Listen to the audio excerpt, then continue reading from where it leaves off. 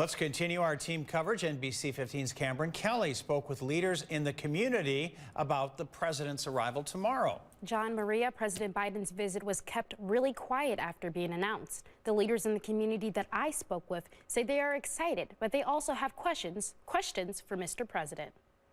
I'm just generally happy that we are the first stop after his address tonight. So that says a lot for his recognition of our state and our quality and excellence. The president is making his way to the Badger State on Wednesday. His first stop is to DeForest. Madison Mayor Satya Rhodes Conway says she will be there for the president's arrival and hopes to ask if there's anything that he can do to support us in the housing crisis that Madison is experiencing, whether that's creating more housing, more affordable housing, or also helping with some of the homeless services that we really do need to provide.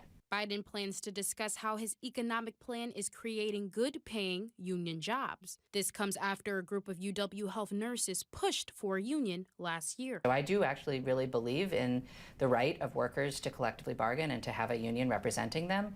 I think that's important for job quality and for the long-term success of the middle class. Allison Prash, assistant professor of rhetorics and politics, says Biden will probably soon announce his 2024 campaign to the swing state.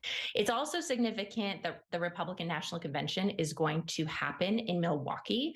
And so it really is an opportunity for Biden to come to Wisconsin, come to Madison, to see and be seen. She says any president who makes a visit comes with an agenda.